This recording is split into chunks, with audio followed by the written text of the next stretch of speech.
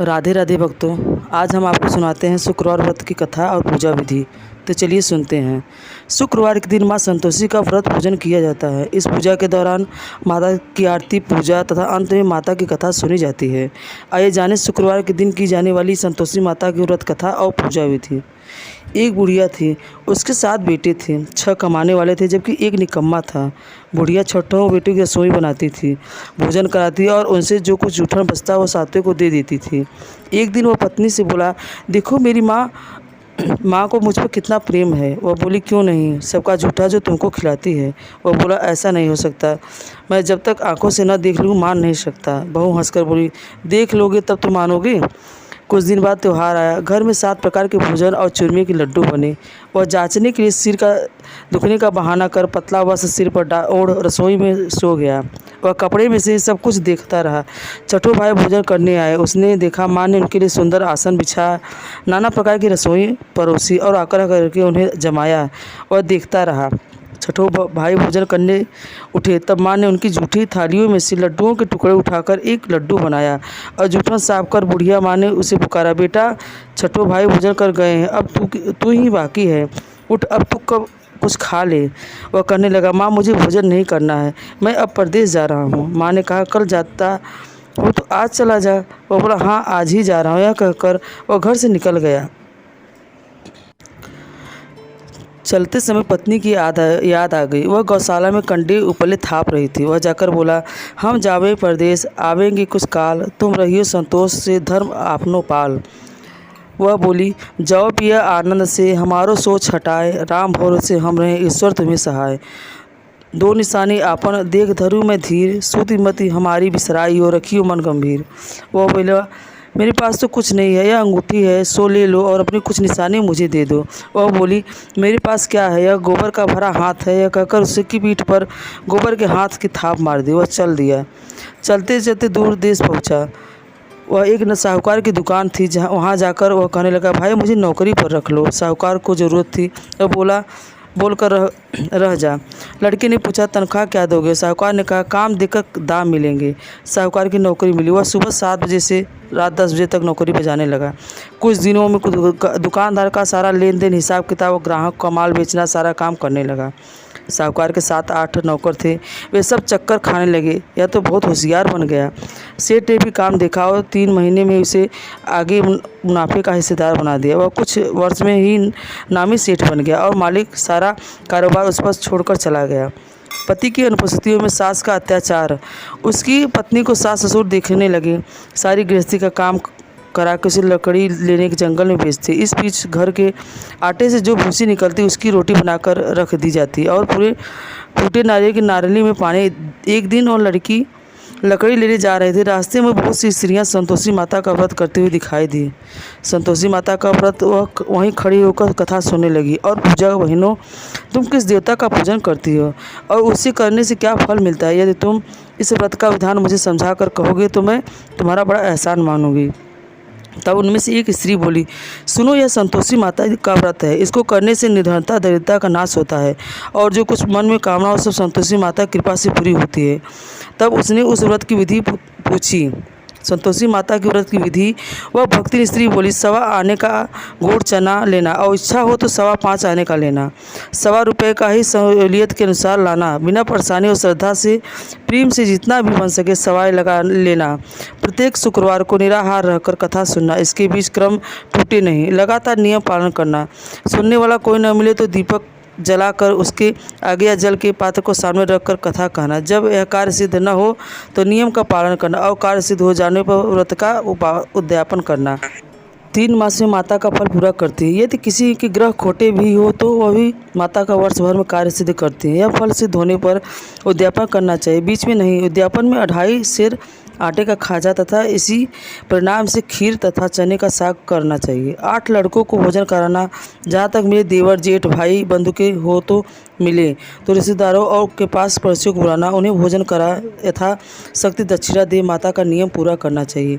उस दिन घर में खटाई नहीं खाना चाहिए। यह सुन बुढ़िया के लड़के की बहू चल दी। व्रत का पालन करने के लिए रास्ते में लकड़ी का बोझ बेच दिया और उन पैसों से गुड़ चना लेकर माता के व्रत की तैयारी कर आगे चली और सामने मंदिर देखकर पूछने लगी, यह मंदिर किसका है? सब कहने लगे, संतोषी माता का मंदिर है। यह सुनकर माता के मंदिर में जाकर चरणों में लौटने लगी। दिन हो विनती करने लगी, माँ मैं निपट अज्ञानी हूँ, व्रत के कुछ भी नियम नहीं जानती हूँ, मैं दिखुई हूँ। हे माता जगत जननी, मेरा दुख दूर कर, मैं तेरी शरण में हूँ। माता का दया आई और एक शुक्रवार ही बीता कि दूसरे को उसके पति का पत्र आया और तीसरे शुक्रवार का उसका भेजा हुआ पैसा आ गया। यह देख जेठ जेठानी के मुँह सिकोड़ने लगे। लड़के ताने देने लगे, काकी के पास पत्र आने लगे हैं, रुपया आने लगा है, अब तो काकी खातिर बढ़ेगी। बेचारी सरलता से कहती, भैया कागज आवे रुपया आवे हम सब के लिए अच्छा है। ऐसा कहकर आंखों में आंसू भरकर संतोषी माता के मंदिर में आ माताश्री के चरणों में गिरकर रोने लगी। माँ मैंने तुमसे पैसा कब मांगा है? मुझे पैसा से काम नहीं है, मुझे अपने सुहाग से काम है, मैं तो अपने स्वामी के दर्शन को मांगती हूँ। तब माता ने प्रसन्न होकर कहा, जा बेटी तेरा स्वामी आएगा। यह सुनकर खुशी से बावली होकर घर में जाकर काम करने लगी। अब संतोषी माँ विचार करने लगी कि इस भोली पुत्री को मैंने कह तो दिया कि तेरा पति आएगा, लेकिन कैसे? वह तो इसे स्वप्न में भी याद नहीं करता, उसे याद दिलाने को मुझे ही जाना पड़ेगा। इस तरह माताजी उस बुढ़िया के बेटे के पास जा स्वप्न प्रकट हो करने लगी। साहूकार के बेटे सो रहा था या जागता है? वह कहने लगा, माता सोता भी नहीं, जागता भी नहीं, कहो क्या आज्ञा है?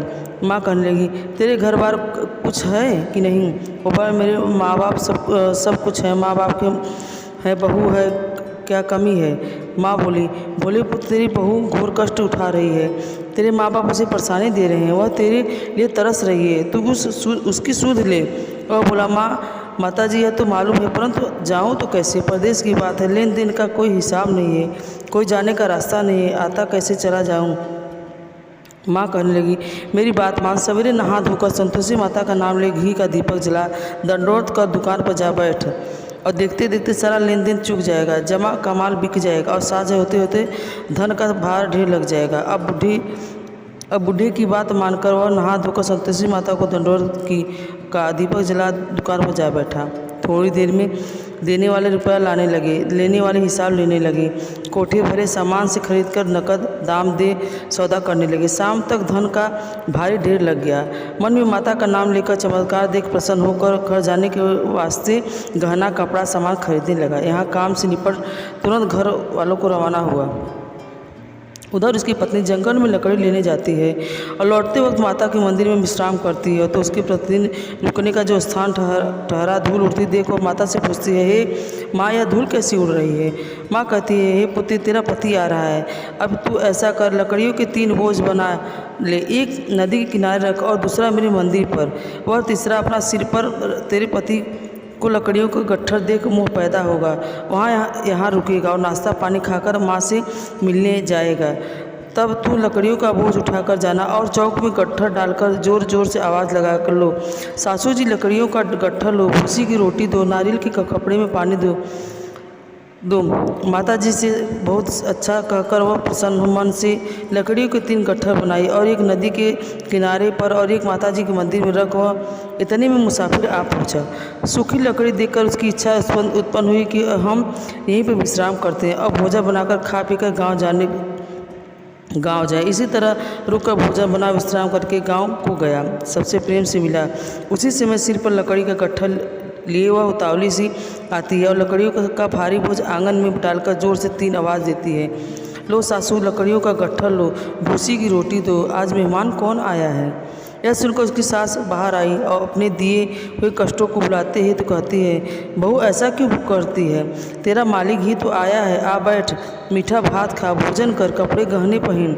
उसकी आवाज़ सुन उसका पति बाहर आता है, अंगूठी देख व्याकुल हो जाता है। माँ से पूछता है, माँ यह कौन है? माँ बोली, बेटा यह तेरी बहू है, जब से तू गया है तब से सारे गांव में भटकती फिरती है, घर का कामकाज कुछ नहीं करती है, 4 पहर आकर खा जाती है। वह बोला, ठीक है माँ, मैंने इसे भी देखा है और तुम्हें भी, अब दूसरे घर की ताली दो, उसमें मैं रहूँगा। माँ बोली, ठीक है, जैसी तेरी मर्जी। तब वह दूसरे मकान की तीसरी मंजिल का कमरा खोल सारा सामान एक दिन में राजा के महल से जैसा ठाट बाट बन गया। अब क्या था, वह बहु सुख भोग होने लगी। इतने में शुक्रवार आया। शुक्रवार के व्रत के उद्यापन में हुई भूल किया खटाई का इस्तेमाल। उसके पति ने कहा, मुझे संतोषी माता के व्रत का उद्यापन करना है। पति बोला, खुशी से कर लो। वह उद्यापन की तैयारी करने लगी। जिठानी के लड़कों को भोजन के लिए कहने लगी। उन्होंने मंजूर किया, परंतु पीछे से जिठानी ने अपने बच्चों को सिखाया, देखो भोजन के समय खटाई मांगना, जिससे उसका उद्यापन पूरा न हो सके। लड़के जिमने आए, फिर खाना पेट भर खाया, परंतु माता बाद में खाते ही कहने लगी, हमें खटाई दो, खीर खाना है, हमको नहीं खाना, भात देकर अरुचि होती है। यह कहने लगी, भाई खटाई किसी को नहीं दी जाएगी, यह संतोषी माता का प्रसाद है। लड़के उठ खड़े हुए, बोले पैसा लाओ। भोली बहू कुछ जानती नहीं थी, उन्हें पैसा दे दिया। लड़के उससे हट करके इमली खटाई ले खाने लगे। यह देखकर बहू पर माताजी ने क्रोध कर दिया। राजा के दूत उसके पति को पकड़ कर ले गए। जेठ जेठानी के मन माने वचन कहने लगे, लूट लूट कर धन इकट्ठा कर लाया है, अब सब मालूम पड़ जाएगा जब जेल की मार खाएगा। बहू से यह सहन नहीं हुआ। वह रोती हुई माँ संतोषी के मंदिर गई, कहने लगी, हे माता, तुमने यह क्या किया? हंसाकर अब भक्तों को रुलाने लगी। माता बोली, बेटी तूने उद्यापन करके मेरा व्रत भंग किया है। वह कहने लगी, माँ मैंने कुछ अपराध नहीं किया है, मैं तो भूल के लड़कों को पैसे दे दिया, मुझे क्षमा करो, मैं तुम्हारा उद्यापन करूंगी। माँ बोली, अब भूल कर मत करना। वह कहती, अब भूल कर नहीं होगी। वह अब बतलाओ वह कैसे आवेंगे? माँ बोली, जा पुत्री, तेरा पति तुझे रास्ते में आता हुआ मिलेगा। वह निकली, राह में पति आता मिला। पूछी, कहाँ गए थे? वह कहने लगा, इतना धन जो कमाया है उसका टैक्स राजा ने मांगा, वह भरने गया था। और प्रसन्न होकर बोली, भला हुआ, अब घर को चलो। कुछ दिन बाद फिर शुक्रवार आया। वह बोली, मुझे माता का उद्यापन करना है। पति ने कहा, करो। बहू ने फिर सेठ के लड़कों को भोजन करने के लिए कही। जेठानी ने एक दो बातें सुनाई और सब लड़कों ने सिखाने लगी, तुम सब लोग पहले ही खटाई मांगना। लड़के भोजन से पहले कहने लगे, हमें खीर नहीं खाना, हमारा जी बिगड़ता है, कुछ खटाई खाने को दो। वह बोली, खटाई किसी को नहीं मिलेगी, आना है तो आओ। और ब्राह्मण के घर के लड़के लाकर भोजन कराने लगे। यथाशक्ति दक्षिणा की जगह वह एक एक फल उन्हें दिया। संतोषी माता प्रसन्न हुई। संतोषी माता कृपा से होते हुए 9वें माह में उसके चंद्रमा के समान सुंदर पुत्र प्राप्त हुआ। पुत्र को पाकर प्रतिदिन माता जी के मंदिर को जाने लगी। माँ ने सोचा, यह रोज आती है, आज क्यों न इसके घर चलूं। यह विचार कर माता ने भयानक रूप बनाया। गुड़ से सने सना मुख पर, ऊपर से सूंड के समान ओठ, उस पर मक्खियाँ भिन भिन करती रही। डेहली पर बैठ रखते ही उसकी सास चिल्लाई, देखो रे, कोई चुड़ैल डाकनी चली आ रही है, लड़के इसको भगाओ नहीं तो किसी को खा जाएगी। लड़के भगाने लगे, चिल्लाकर खिड़की बंद करने लगे। बहुत रोशनदान पर देख रही थी, प्रसन्नता से पगली बंद चिल्लाने लगी, आज मेरी माता जी मेरे घर आई हैं और बच्चे को दूध पीने से हटाती है। और इतने में सास का क्रोध फट पड़ा। वह बोली, क्या उतावली हुई है? बच्चे को पटक दिया। इतने में माँ के प्रताप से लड़के नजर आने लगे। वह बोली, माँ मैं जिसका व्रत करती हूँ वह संतोषी माँ है। सबने माता जी के चरण पकड़ लिए और विनती करने लगे, हे माता, हम मूर्ख हैं, अज्ञानी हैं, तुम्हारे व्रत का विधि हम नहीं जानते हैं, व्रत भंग कर हमने बड़ा अपराध किया है, जग माता आप हमारा अपराध क्षमा करो। इस प्रकार माता ने प्रसन्न हुई।